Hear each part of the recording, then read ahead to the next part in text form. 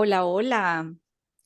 Bienvenidos nuevamente a un capítulo en este podcast Iki Life, Vivir con un propósito.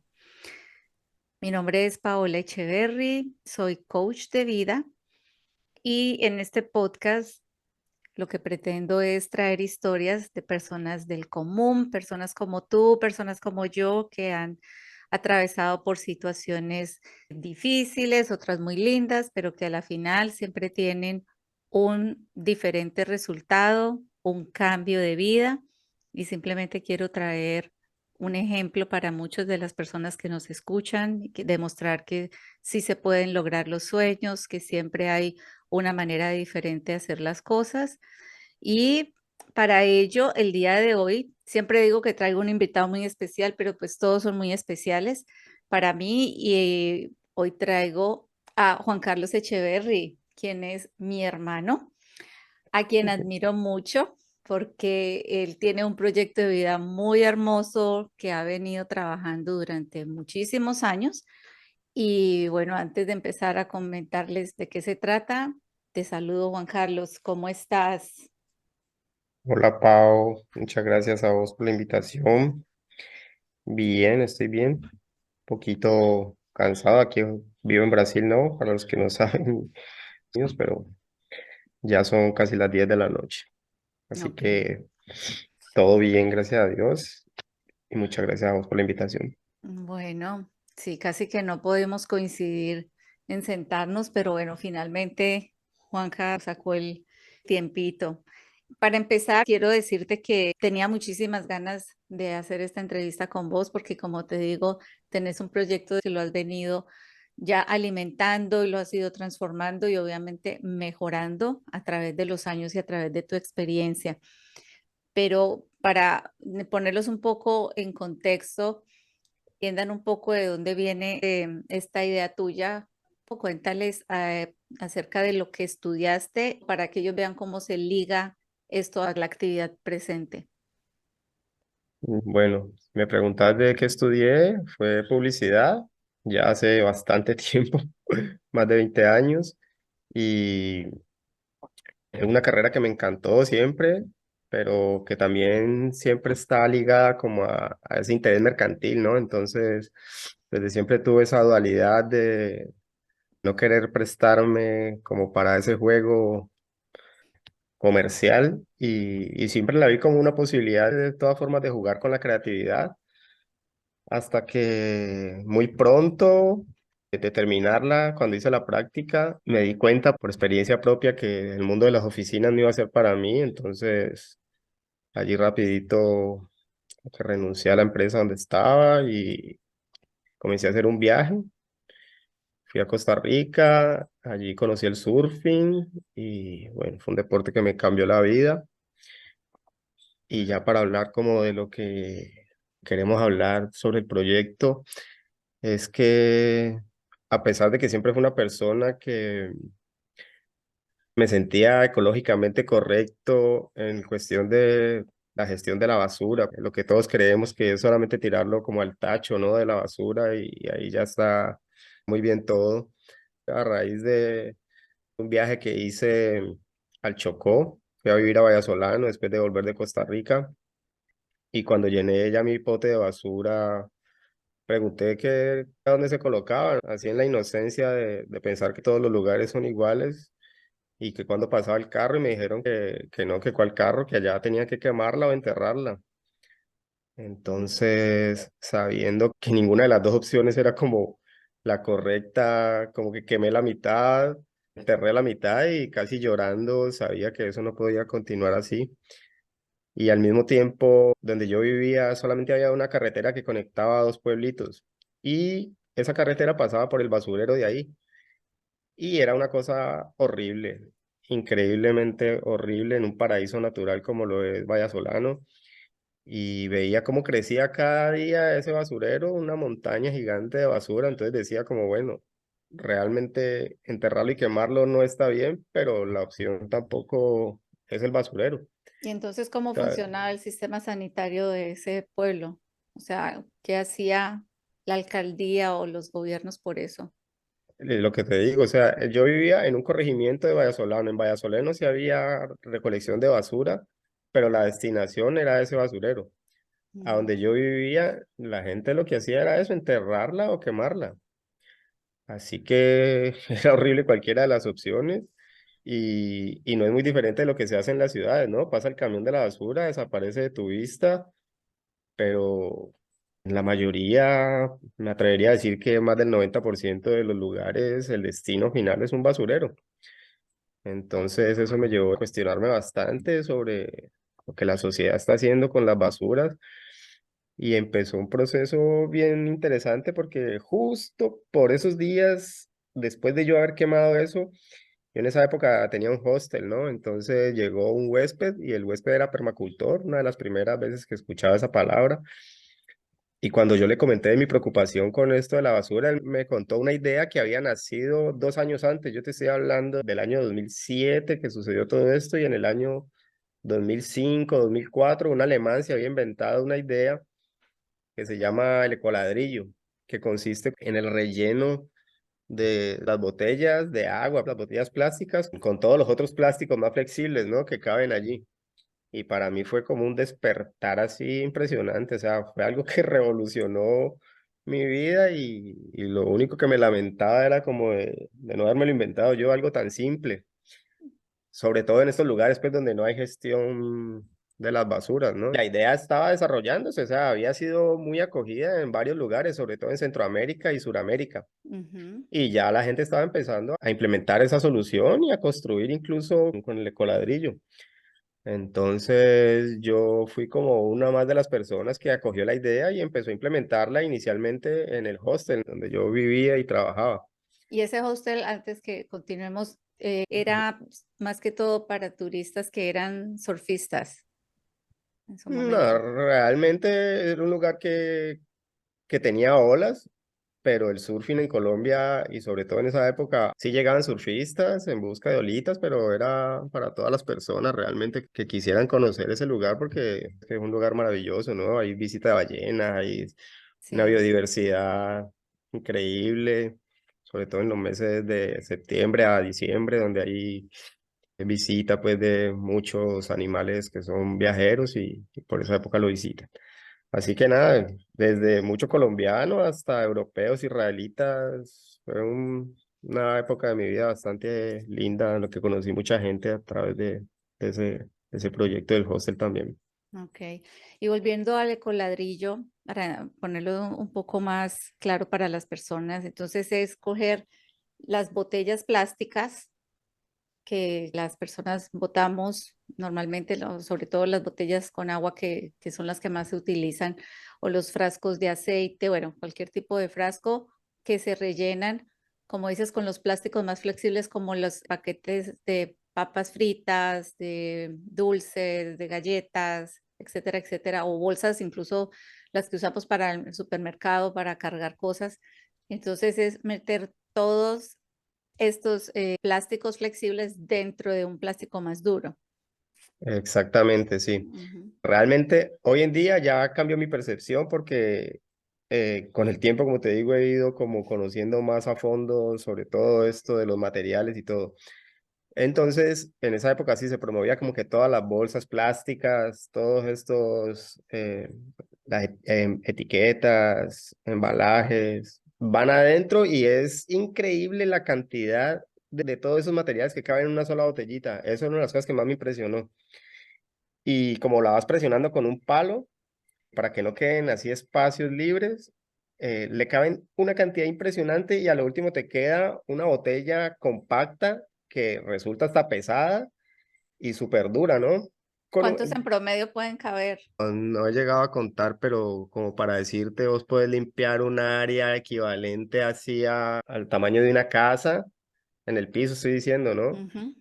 En una sola botella plástica. O sea, si vos te tiras toda una bolsa de las de basura negras, por decirla, grande, la tirás, toda esa bolsa grande te cabe compactada en una botellita. Wow. Entonces se reduce mucho el espacio, por decirlo de alguna manera, pero lo más interesante de eso es que no va a parar a un basurero, sino que se va a transformar en un objeto de utilidad. para después Ok. construir. Entonces, cuando te cuenta este amigo de la historia del alemán, ¿qué pasa allí? Que dices que pues eso te cambió mucho la mentalidad y ahí qué pasó. Ay, pues que empecé a aplicarlo con mi propia basura, pues, de la casa. Y te digo basura como para que las personas entiendan, porque eso es otra de las cosas en las que he ido como evolucionando los conceptos y la basura realmente no existe, ¿no? Existen residuos y residuos mal direccionados son los que llamamos de basura. Pero bueno, para que todos, para no entrar en esos detalles, vamos a hablar así como de basura. Entonces ya empecé a colocar todos mis residuos plásticos en las botellas y ya por lo menos sabía que la reducción de lo que tenía que direccionar era muy poca, o sea, casi nada, porque ya igual también conocía del compostaje, ¿no? Para los residuos orgánicos, entonces yo separaba los residuos orgánicos para compostaje y los otros residuos plásticos los metía en la botellita, transformando eso en ladrillos y fue muy gratificante ver que no estaba contribuyendo a la contaminación, ¿no? Desde mi propio día a día. Y al mismo tiempo, pues era una oportunidad de estar en un hostel para compartir esa idea con cada cliente y con los mismos amigos que vivían allí. Entonces fue un proceso bien bonito porque como era algo bien novedoso, fue como divulgando y extendiendo rápidamente, porque es una solución pues que a todos nos interesa, solo que como no existían en esa época y aún hoy en día los sistemas de gestión de la basura son muy pocos. Pues todos queremos un planeta limpio, pero como vivimos en un sistema que nos enseñó a comprar y a comprar y a consumir, pero no a qué hacer con esos residuos, entonces se volvió un monstruo gigante que llamamos basura hoy en día. Ujú. Y entonces ya después, ¿cómo empieza un proyecto más grande? ¿Cómo lo empezaste a trabajar dentro de la comunidad donde vos vivías? Bueno, ahí sí viene una historia bien bonita y es que yo en esa época tenía el hostel y me dedicaba a surfear todos los días que pudiera. Y un día yo salí a surfear y yo vivía ahí entre un caminito pues que hay para llegar a la playa, pero muy cerca. Y la comunidad de allí, ese corregimiento, son muy libres todos, ¿no? Los niños salen de sus casas y se van toda la tarde, todas las mañanas a jugar y vuelven ya en el horario que fueran. Y yo vi unos niños jugando ahí al frente de mi casa entre las palmeras, los veía con unas cosas en la mano de madera. Y ya llegué un poquito más cerca y me curioseé pues el asunto que estaban haciendo y me di cuenta de que estaban jugando como a la guerra, ¿no? Y ahí llegué un poquito más cerca y vi que lo que tenían en la mano eran unas armas en madera, madera balso, que es una madera muy fácil de labrar y eran increíblemente parecidas a a las armas de verdad. O sea, un talento que tenían para labrar, pero imagínate en lo que lo estaban utilizando. Sí.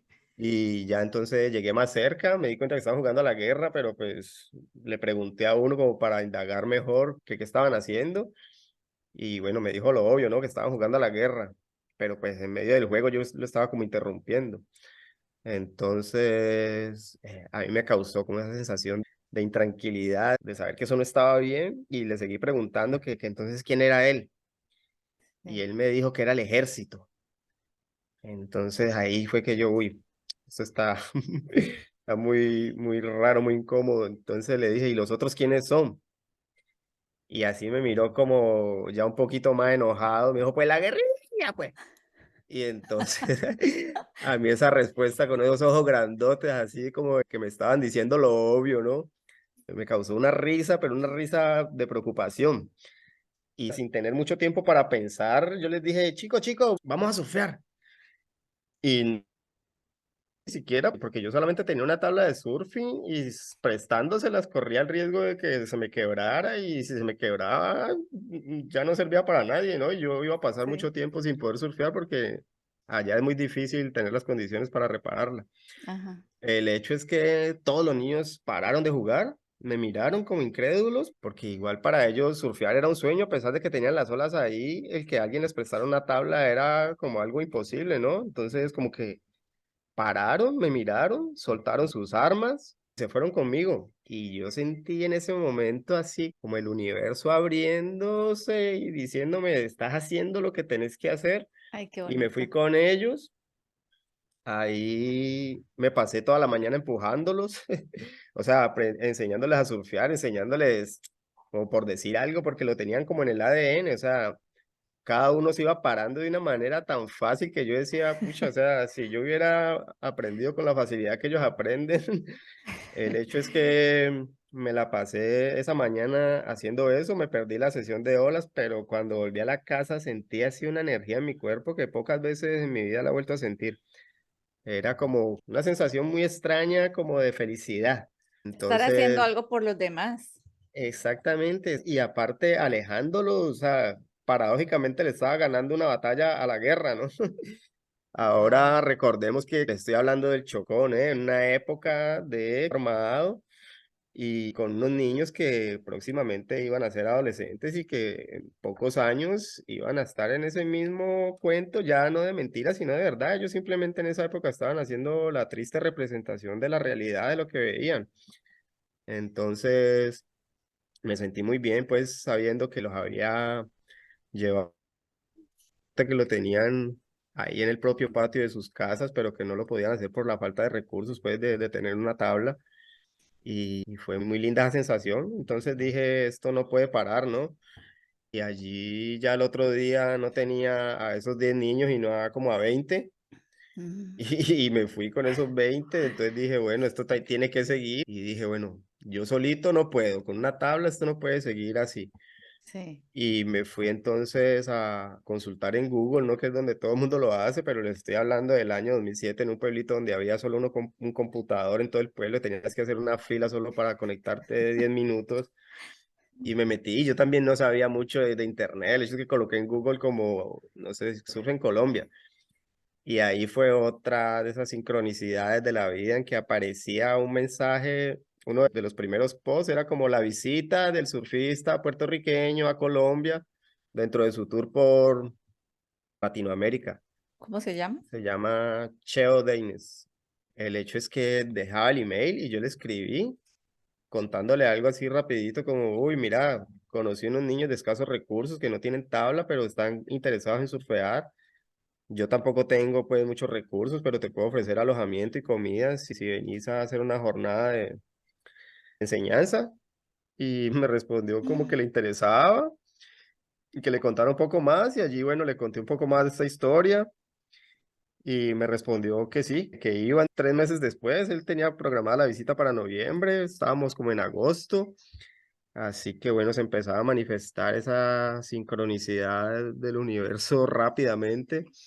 Yo me emocioné mucho, hice una convocatoria más abierta, me fui para las dos escuelas de allá, entré a todos los salones y les conté que les quería enseñar a surfear, que iba a venir un instructor, que por el momento podíamos practicar en la tabla que yo tenía y bueno, esos 15 20 se volvieron 30 y muy lindo todo. Ay, qué bella. Entonces, allí el vínculo con el proyecto ambiental fue que para no ser pues asistencialista, sí, yo empecé a decirles que yo iba a disponerles de mi tiempo y de la tabla, pero que yo quería a cambio que ellos me llevaran como pago una botellita rellena, un ecoladrillo que Ah, no lo ok. estaban haciendo por mí, sino como por el pueblo mismo. O sea, es allí yo sentí que había un engranaje bien bonito de un proyecto social, deportivo y ambiental. Y bueno, y todos lo percibieron. Las mamás me empezaron a felicitar, los profesores me veían por ahí y me decía, bueno, qué bacano lo que estás haciendo porque ya mi hijo no está jugando a la guerra o haciendo bobadas por ahí, sino que está yendo a surfear, que a mí me gusta mucho, le decían las mamás, pues, y al mismo tiempo están limpiando el pueblo, ¿no? Se empezó a ver el pueblo un poquito más limpio. Wow, increíble. Y contame, ¿esto de alguna manera llegó a oídos pues, de las gobernanzas, de los alcaldes, de las personas que estaban a cargo como tal del pueblo, de lo que estabas haciendo para de pronto recibir un apoyo o que, no sé? Mira, sí, la verdad, el secretario de turismo de esa época era una persona conocida mía, casi que amigo, y él fue de las pocas personas que apoyó realmente, porque muchas personas se dieron cuenta. Muchas personas me refiero a una gobernación más nacional, que de hecho se dieron cuenta porque cuando llegó el surfista este con las tablas, no se las iban a dejar bajar porque tenían que pagar un impuesto supuestamente. Y él se negó, entonces se volvió como un medio escándalo ahí y finalmente logró informarles de que eso era para un proyecto social. Y yo llegué, fue muy chistoso porque en esa época me llegó a contactar hasta el secretario del ministro de Turismo, si no me engaño, diciéndome que si eso era verdad y que entonces cómo podían hacer, pero fue mucho más bla, bla, bla de que realmente lo que llegaron a apoyar. Al contrario, estaban Ok. era más como poniendo ahí piedras en los zapatos, pero finalmente salió bien. Ujú. Y sí, el apoyo fue realmente más como de la sociedad civil, o sea, los dueños de restaurantes me dijeron que me apoyaban pues con la comida para ese instructor, yo le di el alojamiento y fue así que se desenvolvió el proyecto. Las panaderías me daban panes para darle las meriendas a los niños en la jornada de instrucción que duró Sí, casi 2 semanas. ¿era diario la instrucción? Sí, todos los días durante 2 semanas lo hicimos y al final, el último día, hicimos como un campeonatito. Y como te digo, impresionante la velocidad con lo que esos niños aprendieron. Yo nunca había nadie aprendiendo tan rápido y imagínate, o sea, para hacer un campeonato en 2 semanas y ya surfeando es algo que lo cuentan ellos. Muy naturales en eso. Sí. Y entonces, ¿qué se hacía con todas las ecoladrillos que ellos traían a cambio de que les dieran las clases? Bueno, yo iba a ser también sanitario seco en esa época y yo llegué a conseguir varios de estos tanques grandes, azules, de plástico. Entonces yo los empecé a colocar ahí para en algún momento construir, porque la idea obviamente es que necesitas bastantes para después tener una cantidad suficiente que permita hacer una construcción. Y bueno, ahí los guardé hasta que definitivamente ya estuvieron llenos y dije, bueno, esta es la oportunidad de construir. Y ahí, como estaba haciendo ese baño seco, hice las paredes donde van justamente esos tanques con la presencia de estos niños para que ellos vieran que no era solo rellenarlo, sino que eso se iba a transformar en, ¿no?, un ladrillo diferente. Por eso se llama ecoladrillo, un ladrillo ecológico que lo que hace es desviar esos residuos de un basurero para un sistema de utilidad. Eso fue lo que hice y fue muy bacano porque muchas personas empezaron a aplicarlo también en sus casas, no como paredes, pero por ejemplo encanteraban un jardincito, las enterraban así como un cantero y se veía bonito. Ujú, Ya después, el corregimiento donde yo vivía se llama El Valle y el Valle hace parte como de un parque nacional que se llama Utría. Entonces, en esa época, a la educadora ambiental del parque se dio cuenta de ese proyecto, de mi idea y me contactó y me dijo que ella creía en esa idea, pues, que podíamos hacer con eso. Porque ellos reciben financiamiento de empresas que necesitan como invertir parte de sus proyectos, dinero en cosas ambientales, y me dijo que había un dinero ahí que se podía destinar para eso, que pensáramos en una construcción y comenzamos un proceso ella y yo de planear un proyecto en el que íbamos a construir una casa cultural o por lo menos un cuarto cultural ahí para el pueblito. ujú. Llegó a oídos de alguien que realmente pudiera hacer algo. Sí, claro, o sea, en esa época fue la educadora ambiental del parque, que después la directora le dio la aprobación y se empezó a tramitar el proyecto. Fue muy bacano porque ya yo me sentía como esto va a crecer de una manera exponencial, pero al mismo tiempo se convirtió en mi primera experiencia triste porque no todo es color de rosa, ¿no? Tuve experiencias tristes también con esto. ¿Qué pasó? La primera fue esa porque ya cuando se dieron cuenta de que había dinero de por medio, empezaron esas pujas pues de las instituciones, el Consejo Comunitario, que es como el ente de gobernación territorial, quería también hacer parte del proyecto para manejar el dinero, el parque decía que Mm, no, que eran ellos, y todo lo que comenzó como una linda idea se cayó por esa puja de egos y de ambición, entonces yo ahí en el medio... Un surfista con ganas de hacer algo lindo, no sabía qué hacer en medio de todo eso y dije, bueno, no se dio, infelizmente, ya llevo mucho tiempo acá, también quiero viajar y decidí hacer un viaje en bicicleta y de ahí fue que salí después de 5 o 6 años de estar viviendo allá a hacer ese viaje. pero nunca entonces se concretó la casa cultural o que querían hacer. No se concretó la casa, lo que se llegó a concretar fue una estructura dentro del pueblo que era como un tanque colector para las botellas, que eso fue como una de las primeras propuestas, como bueno, si vamos a construir algo grande, lo primero que tenemos que hacer es tanques colectores para que la gente deje ahí las botellas, después habría que hacer jornadas de limpieza para rellenarlas, Ujú. y lo que alcanzamos a hacer sí fue un tanque colector, de que la gente se dio cuenta de que se podía utilizar este sistema para construir estructuras simples, pero de mucha utilidad. Y entonces cuando ya decidís viajar, ¿quién queda a Ujú. cargo o qué has sabido de eso al día de hoy? Al día de hoy, pues estoy hablando de hace casi 20 años. Yo supe que después de eso, los amigos míos, muchas familias siguieron utilizando el sistema, pero no había alguien pues con la pasión que yo tenía o no me di cuenta. Lo que sí sentí que ya tenía yo la misión cumplida, pues esos niños a los que les enseñé a surfear, porque me acompañaron para practicarlo. Hoy en día son salvavidas, son surfistas, si Ah, bien no profesionales, por lo menos son profesores de surfing en su pueblito, entonces ya para mí eso es misión cumplida. pues no lo Solo sabía y que te súper, súper felicito. Dentro sí, de todas sí, las felicitaciones que vendrán con todo, qué sí, bonito. eso fue una de las cosas bien bonitas y hoy en día me hablo con ellos, en esa época tenían 10 años, hoy en día tienen 24, 25, entonces es bien bonito Mm. saber que se sembró algo y que hoy en día se cosecharon esos frutos de esa manera. Bueno, entonces siguiendo aquí, porque la historia de Juan Carlos no termina. Esto es demasiado largo y lo que se vendrá en los años que faltan. Dices que en ese momento decidiste que algo que querías hacer era empezar a viajar y decidiste emprender un viaje en bicicleta. Sí, sí, ya lo venía, la verdad, pensando mucho, pero estaba eso, en esa indecisión, porque era de alguna manera una zona de confort. Yo estaba viviendo tal y como quería vivir. Lo único que me movía ahí como la chispita era que no estaba viajando, que era otra cosa que quería hacer mucho. Y por esos días me vi Into the Wild, ¿eh? La película En Ruta Salvaje, que el director es Sam Penn. Y ese fue como el empujón que me dijo, vaya a viajar.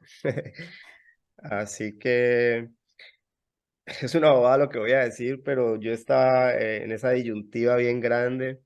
De hecho, fue muy, muy relevante para mí, pero cuando lo cuento eso todavía me da risa porque yo me fui para la playa a pedirle al universo que me mandara una señal de qué tenía que hacer, si de verdad tenía que viajar o irme. Y en esa petición yo miro al cielo y digo, como, mándame una señal, Dios mío, ¿qué hago? Apareció una nube en forma de flecha,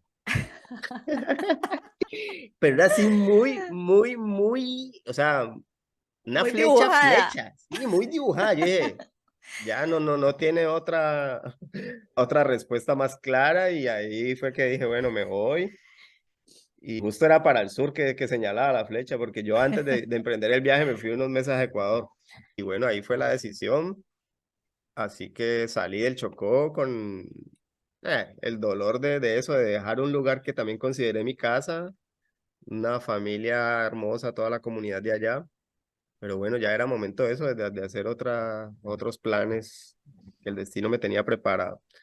¿Y dónde empieza ese viaje? O sea, el punto cero. El punto cero fue en la casa de mis papás, en Buga Valle, ¿no? Y allí organicé la bicicleta.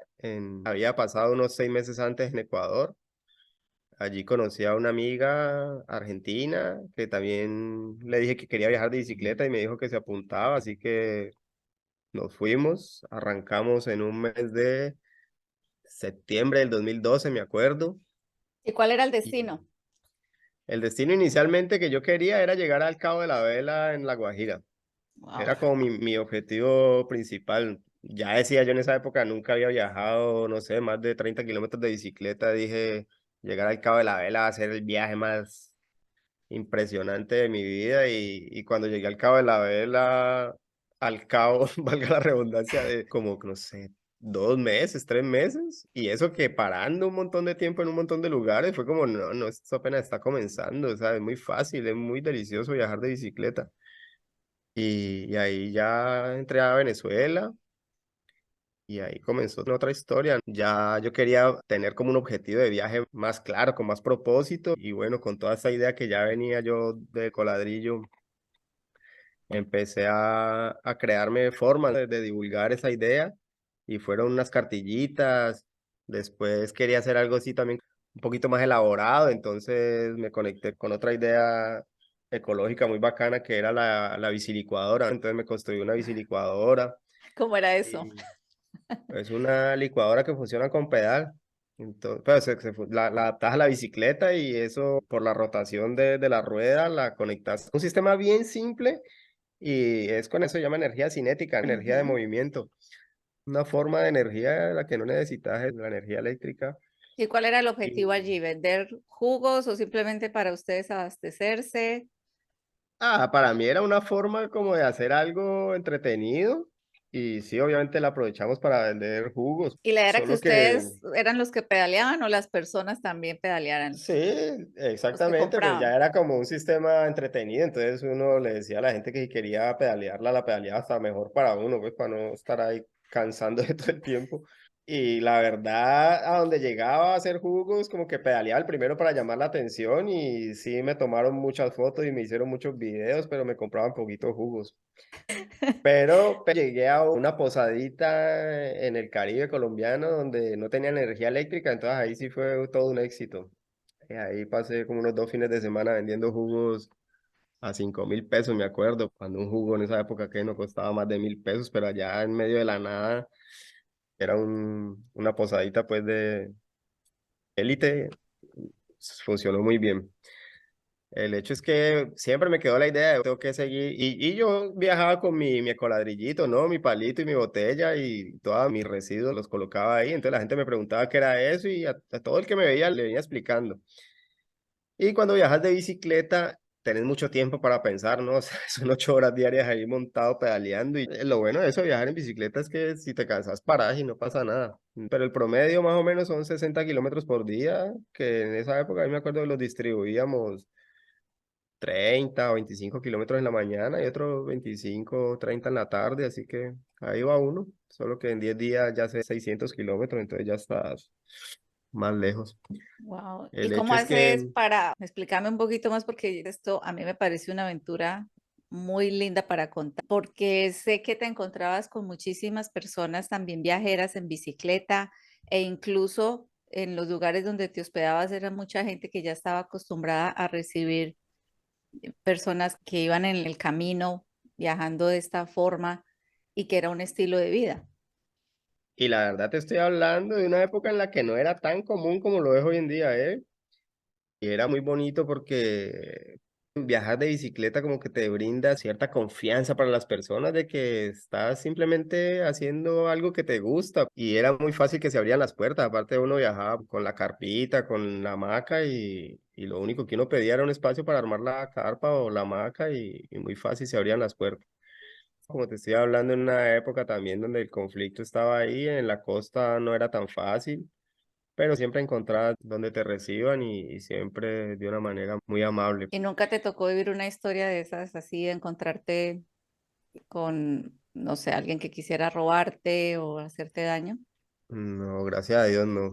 Eso es otra de las cosas, eso como de viajar de bicicleta, te da como esa sensación de que estás haciéndolo por gusto. Y yo confío mucho en la vida, ¿no? Entonces era como eso, ni siquiera pensar en eso y si fuera a ocurrir, pues era porque tenía que ocurrir, pero nunca, nunca me llegó a pasar algo así negativo como para decir desisto de este sueño, no, todo lo contrario, era mucho más lo bueno que lo malo. Ujú. Y bueno, como te digo, en esa pedaleada era como necesito compartir esto y divulgarlo de la manera más efectiva. Y reflexionando, reflexionando, decía, bueno, cambiar los hábitos de las personas adultas es muy difícil. Para que esto sea realmente efectivo, tiene que ir a los niños. Y a los niños no vas a ir a dictarles conferencias, puedes darle una clase aburrida, sino que le tenés que llegar como con arte, con teatro, con títeres. Y ahí fue que empecé a pensar eso, como que quería empezar a divulgar esta idea a través del arte. Entonces pensé, bueno, voy a hacer como un títere de la madre tierra, voy a hacer un planeta Tierra que sea un títere que explique la historia y tal. Y me nació esa idea. Ujú. Y al mismo tiempo también me acordé de una historia, ya les conté, ¿no? Que estudié publicidad. Sí. Y me acuerdo que cuando estaba en los primeros semestres de publicidad, un profesor nos contaba que Colgate hacía 15 años, yo te estoy hablando de cuando estaba estudiando los primeros semestres, o sea, en 1996, decía que hacía 15 años, o sea, te estoy hablando de 80. 1983, no sé, Ajá. sí, cuando yo estaba en kinder, Sí. que Colgate había hecho una campaña con los niños para que cuando esos niños fueran adultos, fueran fieles a su marca. Y yo fui uno de esos niños que estando en kinder recibió la visita del doctor Muelitas, que era un conejo, pues un adulto disfrazado de conejo, en donde te regalaban cepillos, te regalaban crema dental y no sé si vos te acordás, pero en toda Las nuestra cuadra, pildoritas. nuestro barrio, Sí. todo Uga era Colgate, Colgate, o sea, uno ni siquiera decía crema dental, uno decía Colgate. Sí. Imagínate el posicionamiento de la marca. Y yo decía, hijo de madre, de verdad lo que hacen las empresas con los niños manipulándolos para que después que Sean algo consumidores. que sean consumidores. Entonces yo decía, bueno, si esta estrategia uno la usa para un fin más loable, puede funcionar. Entonces dije, bueno, hay que llegar a los niños y ahí vuelvo a la historia, ¿no? Como que a los niños les tenés que llegar es eso, como de la forma que llegó Colgate, ¿no? Con un muñeco. Y ahí pensé en hacer un títere, pero bueno, y a ver cómo hago ese títere y no sé nada de nada.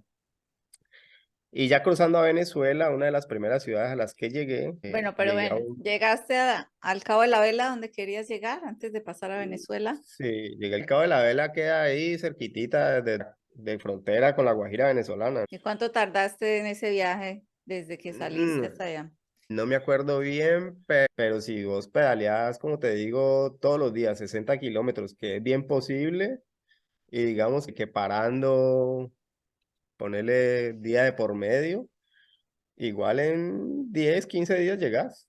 Lo único que yo tenía claro era que ibas con ese destino en la cabeza, pero sin tiempo y sin ruta definida, pues porque sí quería llegar allá, pero también no era como que me tengo que ir por acá o me tengo que ir por acá. Y bueno, ya cuando llegué al Cabo de la Vela, ya tenía la bicilicuadora, ya andaba con mi botellita, pues mi ecoladrillo, pero también quería eso, como empezar a hacer esa divulgación a través del arte, incluso incursionar en algo como que nunca ni siquiera lo contemplaba porque dentro de todo soy una persona tímida, llena de muchos complejos que uno se va generando en la juventud, de que hacer de payaso, de títere, no era como lo...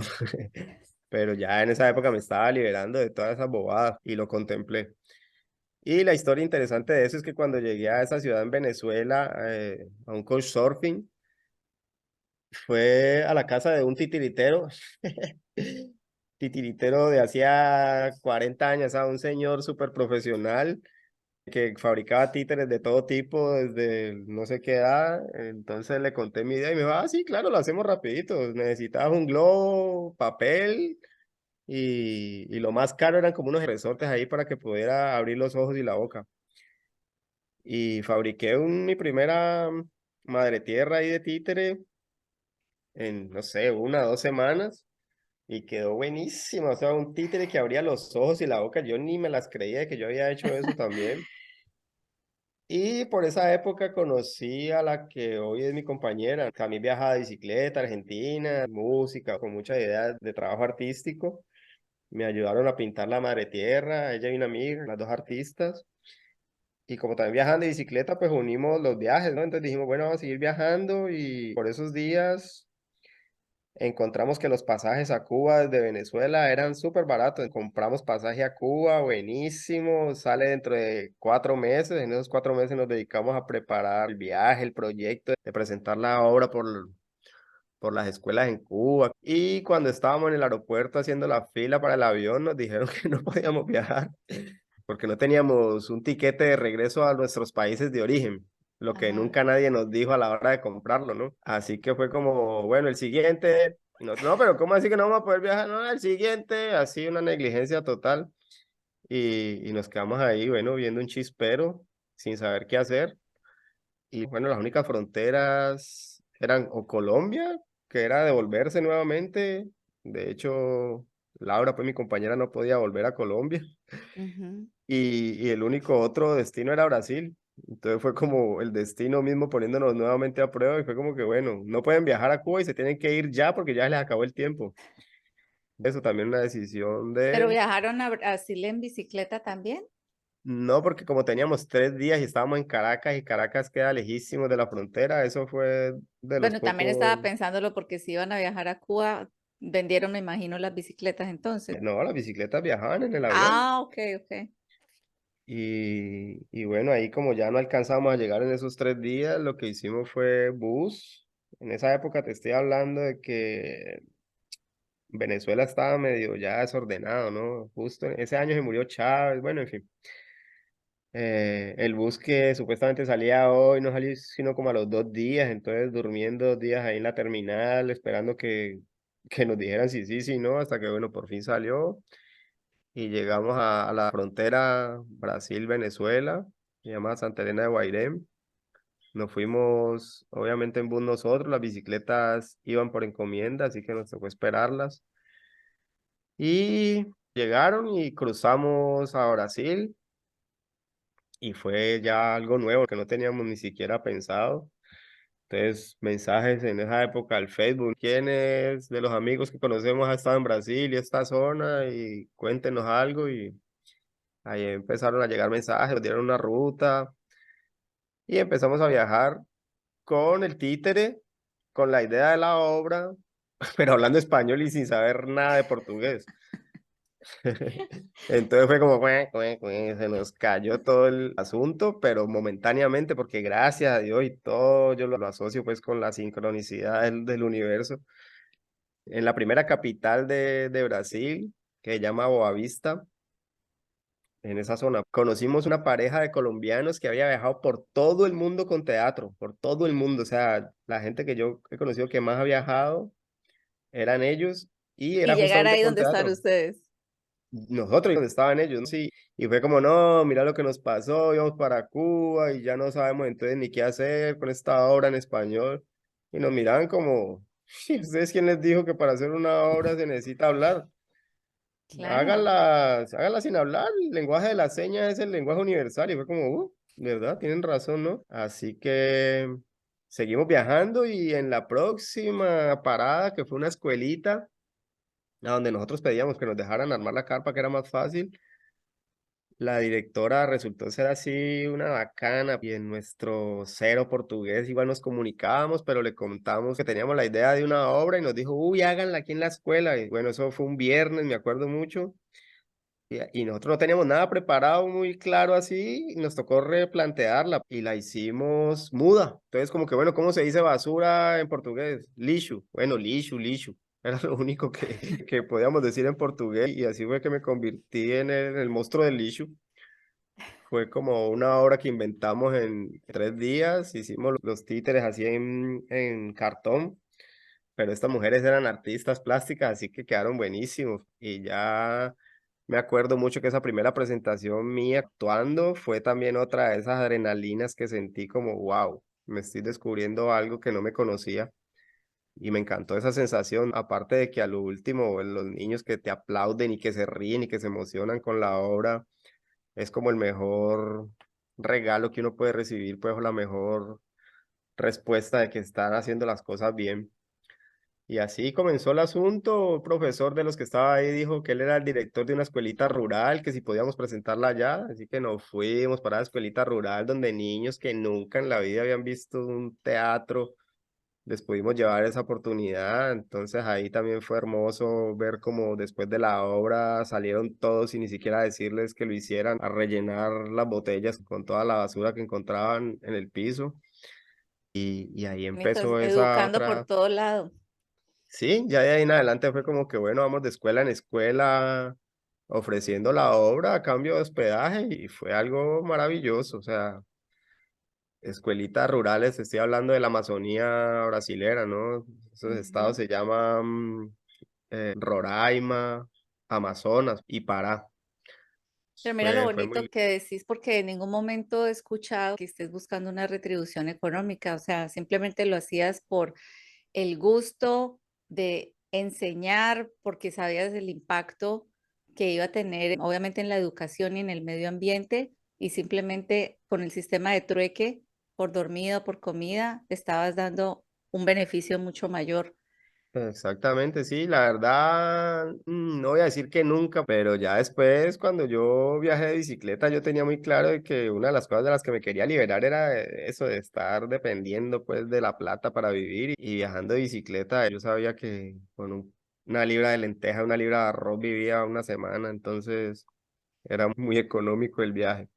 Ujú. Ya en adelante eso, ese arroz y esa lenteja era la gasolina pues para mover las piernas y la bicicleta. Y Así entonces, que ¿qué eso pasa ahí no. ya después de empezar a divulgarlo más con las escuelas y que los niños ya estaban aprendiendo cómo reciclar? ¿Qué pasó allí después? Empieza que ya con la práctica del portugués pudimos a perfeccionar un poquito más la obra, de que en cada escuela nos daban, la retribución era más como un relatorio pues de que les había gustado mucho y de que nos recomendaban y se empezó a abrir las puertas en las escuelas. No te estoy diciendo que hice 2000 presentaciones, ¿no? Pero sí te estoy diciendo de que en cada lugar, en esos estados a donde íbamos, la presentamos, qué sé yo, unas 20 veces. Y cuando llegamos a un lugar donde después de 2 años que duró más o menos ese viaje en bicicleta y que se paró porque obviamente lo decidimos parar porque nos embarazamos de mi primer hijo, ¿no? Entonces allí ya hubo así como un cambio de planes, nos dedicamos a otras cosas, a construir una casa, pero yo siempre con el tema del ecoladrillo, de las botellas, a donde llegamos allí. Comencé a compartirlo con algunos amigos que conocí en ese pueblito donde nos quedamos y allí hicimos un proyecto bien bonito también de la construcción como de un paraderito de bus Ujú, para que tuviera techo para los niños que estaban esperando el bus de la escuela y donde no tenían en ese momento ni siquiera donde cubrirse del sol en un lugar donde el sol es calcinante. Entonces lo empezamos a hacer. Finalmente eso nos demoramos un tiempo. En esa época no llenamos las botellas con otros residuos, sino con arena solamente. ujú. Y construimos un puestito ahí de paradero de espera del bus. Quedó buenísimo, buenísimo. La gente nos felicitaba. Pero asimismo, como mucha gente nos felicitó, otros pensaban que éramos, aquí en Brasil a todo el que no es de Brasil le dicen gringo, ¿no? Que éramos gringos que nos queríamos apoderar de ese lugar que paradójicamente era un lugar que lo escogimos porque se estaba volviendo un basurero. O sea, la gente estaba empezando a tirar ahí basura, entonces lo limpiamos y era justo donde la gente esperaba el bus Ujú. y lo transformamos pues en ese paradero y algún que no compartió la idea o creía de verdad que estábamos con malas intenciones de apoderarnos de ese pedazo, lo quemaron. Le colocaron Ah, fuego y lo quemaron. Entonces ahí fue otra no, de las experiencias que yo dije, ay, la humanidad necesita Dios mucha, mío. mucha tolerancia. El hecho es que eso ahí fue que entró como una frustración en la que dije, bueno, para hacer proyectos comunitarios así, va a estar difícil yo volverlo así, hacerlo rápido y me dediqué a hacerlo solo en mi casa. Ujú, Y ahí me surgió una idea de hacer como una casita de juguete, pero hecha con madera y estas botellas. Entonces, todo lo que las botellitas que yo llenaba, incluso saliendo a la playa, cuando salía a dar una caminada, recogía toda la basura y las metía en la botella. Y así me demoré, no sé, más de un año y hice la casita, quedó hermosa también, por ahí está todavía. Y me parecía algo bien simbólico, ¿no? Como no dejarles basura a los niños, sino por lo menos transformarles esa basura en algo que fuera un juego para ellos. Y, y bueno, ahí llegó como el punto cúspide del ecoladrillo, pero algo siempre me decía que el ecoladrillo no solucionaba todo el problema, ¿no? Ahí fue como que empecé a investigar un poco más, ya quería yo informarme un poquito más, le empecé a dar un poquito más de bola al compostaje.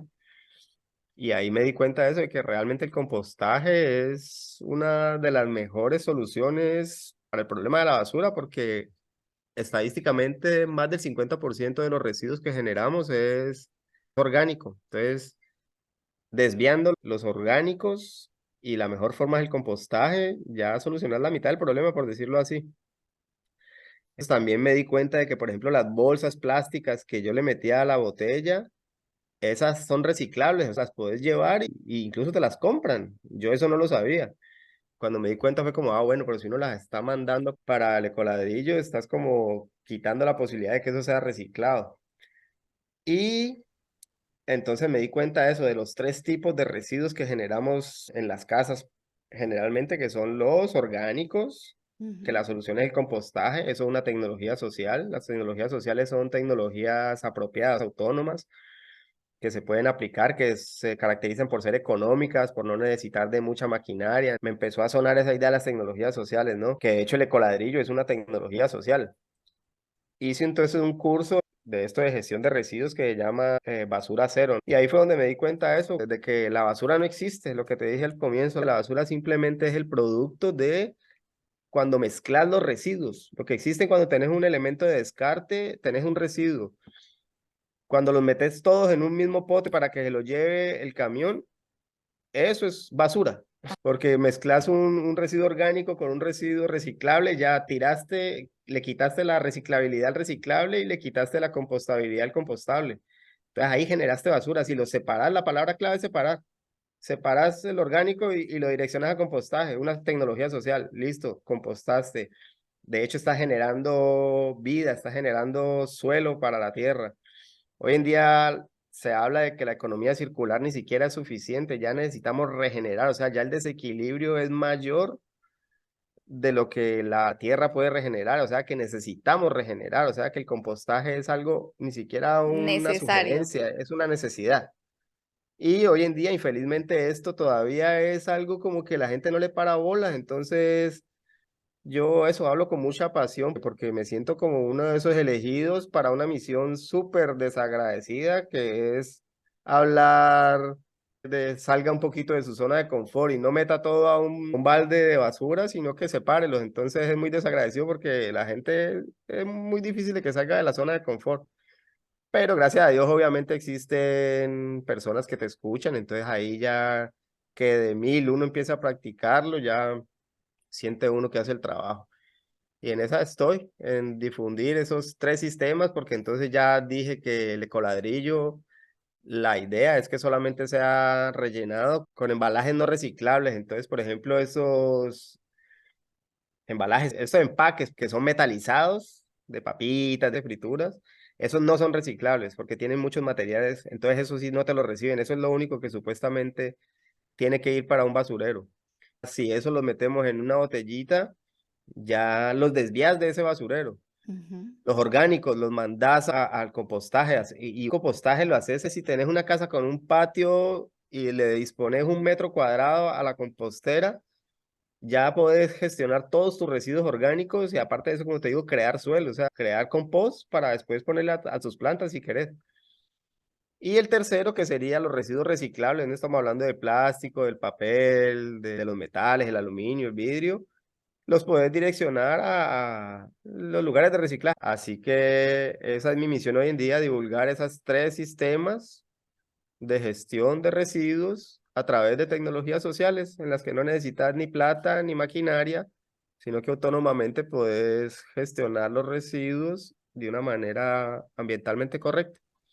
Bueno, ¿y eso de Y qué manera lo estás haciendo? ¿Solamente en tu comunidad o lo estás divulgando de alguna manera, escribiendo o promoviéndolo por las redes sociales?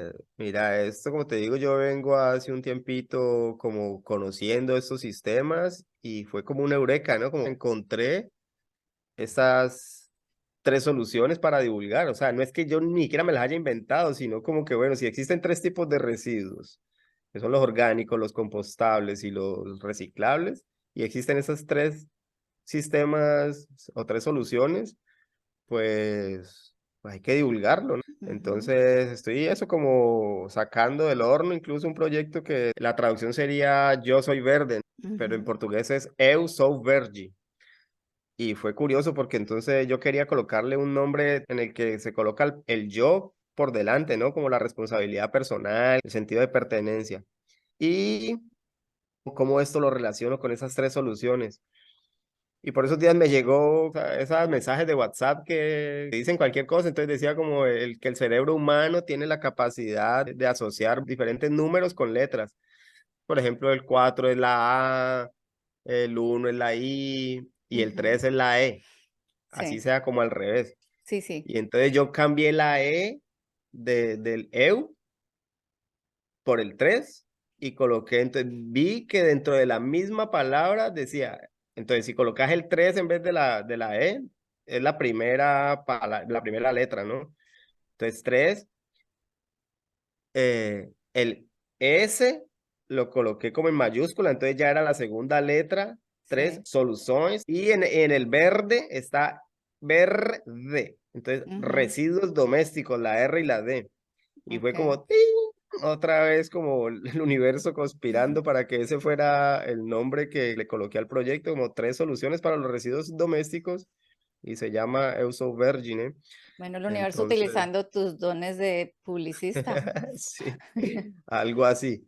Y en esa estoy comenzando a hacer el grito por aquí y gracias a Dios están comenzando a escucharme, ¿no? Entonces hay ya varias personas que están interesando, varias personas que tienen contactos aquí, allá, y ya la obra que tenía antes la perfeccioné La obra de y la teatro. presenté. La obra de teatro, que es teatro y títeres, la estoy presentando yo solito porque ya mi compañera está con otros trabajos y otras cosas. Y estoy en ese momento de seguir trabajando esto, pero ya con un poquito más profesionalismo, más conocimiento y experiencia. Así que ahí hice un recorrido por todo lo que ha sido este camino. Wow. Es que los que estén escuchando, como notarán, traté de no interrumpir absolutamente nada porque es que es tan emocionante escucharte que está súper, súper interesante. Y yo que he conocido mucho de tu trayectoria, parte de ella, porque incluso hay cosas que no sabía en detalle, pero me encanta y yo sé que lo que haces lo haces con un amor y con una pasión y realmente con una entrega absoluta a la causa. Y por eso te admiro, porque no importa las adversidades, realmente esto no se necesita siempre de tener dineros o estar con fondos por detrás, de que si no tengo este proyecto con un respaldo, entonces no se puede hacer. Es demostrar que realmente es simplemente tener la voluntad, es conocer un poco más acerca de cómo es que se maneja realmente esto y poder desde el punto donde estemos aportar. Yo pensaba, bueno, estás viviendo en un lugar que tiene la naturaleza muy a la mano, pero en las ciudades es un poco más complicado hacer ese tema del compostaje, el reciclaje, la parte orgánica, porque no sé cómo se podría aplicar para que todo el mundo pudiera hacerlo.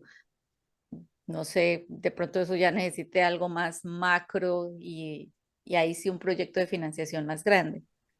Y eso es otra de las cosas que eso que te iba a decir, es como que esto ni siquiera es algo que yo siento que lo haya escogido, o sea, yo creo que nadie en sus santos cabales escoge trabajar con basura. Es algo como que la vida me escogió como propósito porque es muy desagradecido realmente intentar trabajar con esto cuando hay una zona de confort en que las personas difícilmente quieren mudar sus hábitos, tanto de consumo como de gerenciamiento de los residuos. Lo único es que sí todos queremos un planeta más limpio, pero pocos estamos dispuestos a cambiar eso, justamente esos hábitos para eso. Lo que me decís de la diferencia entre algún lugar así con naturaleza y las ciudades, si bien es verdad eso que en un apartamento es más difícil, sí existen sistemas de poder hacerlo. En baldes puedes hacer compostaje. Y mira, algo curioso que me olvidó contar de la historia es que yo en una época viví en La Ceja. Fue una ciudad donde viví hace 20 años, una ciudad pequeña, pero en la que existía ese sistema desde la alcaldía, en donde te recogían los lunes los residuos orgánicos, los miércoles los residuos reciclables y los viernes los residuos que no eran ni reciclables ni compostables, la basura común, por decirlo así. Mm. Y yo en esa época me dije como que, mira, el mundo está cambiando, definitivamente esto va a ir bien. Y lo curioso es que 20 años después salió un artículo en el que decía que La Ceja, Antioquia, es un municipio vanguardista, casi que de los únicos donde se aplica este sistema de colecta en Colombia. Y los otros, no, allí uno se da cuenta también de que existen muchos intereses macabros, la verdad, porque eso lo podrían aplicar todos los municipios sin excepción. No le conviene al Solo sistema. que no le conviene al sistema. Claro, los contratistas ganan por peso de la basura. Es para ellos, entre más basura haya, más ganan. Imagínate lo macabro y eso la gente no lo sabe. Y por más que tengas buenas intenciones o quieras aportarle como al medio ambiente, no te lo dicen. Entonces, seguís creyendo de que mandando todo al carro de la basura es la solución perfecta y no lo es. Simplemente está desapareciendo de tu vista, pero está alimentando al monstruo de la basura. Te lo digo así porque yo lo que Ujú. intenté hacer con la obra fue eso, como personificar a la basura y resulta que es un monstruo realmente. Es bastante difícil, no es fácil, hay que tener una piel un poquito gruesa y yo infelizmente no la tengo tan gruesa todavía. Me ha costado unos cuantos llantos por ahí, unas decepciones, pero como ya lo acepté como una misión de vida, me toca llenarme de valor y de perseverancia, pero fácil no es. Y los que me escuchen acá, que sepan que no hay que pegarse de, ay, no, de que vivo en la ciudad, entonces no lo puedo hacer. Con un poquito de voluntad se puede empezar a cambiar el asunto, porque todo empieza desde nuestro comportamiento personal. Así que es una invitación. Y justamente para esto hay que comenzar también por la empatía, por la comprensión de que todos somos víctimas de un sistema. Y entonces vamos es a caminar Hacer parte juntos de la porque solución. es lo único que se puede hacer. Nosotros somos la única especie en el planeta que generamos basura, de resto nadie más genera basura, ¿no? Mm. Así que somos los seres humanos, supuestamente la raza más inteligente, pero la que, producto de no sé qué ambición en algún momento se generó, que pensó más en intereses personales y capitalistas a mantenernos en un ambiente más sostenible. Y bueno, De todas cada día maneras, aprendiendo. te digo que no sientas que no estás haciendo una labor muy grande, porque es que realmente solamente el cambiarle el chip a unos niños desde que hiciste en el Chocó y que empezaste a generar una sociedad diferente dentro de ese pueblo donde solamente la violencia era la que reinaba más, y no diciendo que cambió toda la mentalidad de ellos, pero sí llegaste a rescatar a un número importante. Y en la medida en que también ibas en bicicleta e ibas educando a las personas de cómo utilizar las botellas de plástico para insertarles material que podría ser basura plástica, pero que ya no iba a ser reciclaje, pero tampoco estarla esparciendo, sino comprimirla en un solo lugar, lo que hiciste con la obra de teatro, o sea, uno puede que no vea los resultados, pero no sabes a cuántas personas habrás podido impactar en su momento, en el camino, y que ellas también de igual manera hayan podido empezar a investigar un poco más acerca del tema, empezar a implementar esas soluciones que vos propusiste. No se trata de cambiar todo el mundo porque no lo vamos a hacer, pero sí poner ese granito de arena y valorar lo que estás haciendo. Está bien que han venido lágrimas, decepciones, pero también reconocer que estás haciendo un impacto muy grande y te felicito por eso. Ajá, muchas gracias. Sí, exactamente. Y por eso no desisto, ¿no? Porque sé que con una persona que cambie, ya está la misión cumplida y así muchas personas me dicen que me recuerdan cada que ven un ecoladrillo por ahí, porque no es, como te digo, algo que sea mío ni que se utilice poco, cada vez va en auge. Ojalá se popularice un poco más, aunque siempre lo digo, eso ni siquiera debería existir, o sea, el ecoladrillo no debería existir, solamente que estamos en una distopía actual en donde eso se convierte en una solución, o sea, ¿cómo es que una botella llena de basura se convierte en solución? Pero así están las cosas, entonces hay que por lo menos diseminar esa idea. Exacto. Y por eso continúo, porque sé que a pesar de las dificultades y de las decepciones, algo va quedando, entonces es mucho de eso, de trabajar sin expectativas, sin apegos, solo que somos humanos y a veces eso nos juega en contra, pero por eso estoy aquí todavía y cambié mucho mis planes de hacer otras cosas que me generaban de pronto más recursos económicos para hacer esto y bueno, yo sé que igual la madre tierra no me va a dejar morir nunca Mm. y gracias a Dios siempre tengo ahí mi provisión. Ahí estás dejando tu legado. Juanca, donde te pueden encontrar es en Instagram, en Juan Ambientalista. Es un poco extraño el nombre, es Juan M. Ujú. Ambientalista. Yo igual lo voy a Sí. poner en el pie de la descripción de este episodio para Ujú. que lo consulten. Alguna otra red social donde estés y que se puedan comunicar para investigar o para conocer un poco más acerca de este proyecto y cómo lo pudieran llegar a implementar ellos. Pues desde ya advertir que no soy mucho de las redes, entonces pido excusas por eso. Creé el Instagram, pero me di cuenta de que no soy mucho de estar manteniendo eso. Creo que si publicara todo lo que hago, tendría más seguidores, tendría más visibilidad. Es una cosa en la que tengo que empezar a trabajar.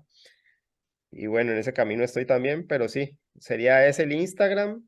El otro sería el de Euso Vergi, aunque tiene solamente una publicación, porque apenas estoy entre unas comenzando y entre otras que tampoco, como te digo, soy mucho de estar en Instagram. Ujú. Pero bueno, que sea un motivo para empezar a motivarme a publicar más. Eh, También son muy gráficas. y como yo Es escribo en continuar, portuñol, va a dar para entender la verdad. sí. Que haga un mínimo esfuerzo, yo Mezcla creo que portugués con español. sí. Bueno, Juan Carlos, muchísimas gracias. Me encantó este capítulo. Aquí vamos a Mm. quedarnos todos enganchadísimos en estas historias fascinantes. Y para los que están siguiendo este podcast, muchísimas gracias por continuar apoyándome. La idea es traerles historias así de lindas, de transformadoras, de personas que son valientes, que luchan por el sueño que tienen y no importa lo que las adversidades que se les presenten, pues ahí siguen, porque de eso se trata, de no desfallecer. Y por eso te admiro, te amo y ya, eso es todo por hoy. Muchísimas Mm. gracias a todos y besitos. Que estén muy Much- bien y nos vemos en la próxima. Gracias a vos, también te súper admiro y te agradezco la invitación y me pone muy contento esta nueva etapa de tu vida en la que estás haciendo lo que te gusta, estás siguiendo tu propósito y transformando las historias de otras personas en inspiración para los demás, como parte de tu trabajo, porque después es mucho también lo que sé que haces como coach. Así que Mm, un beso grande, te quiero mucho y te felicito nuevamente. Muchas gracias por la invitación. gracias. Chao, chao. Nos vemos después.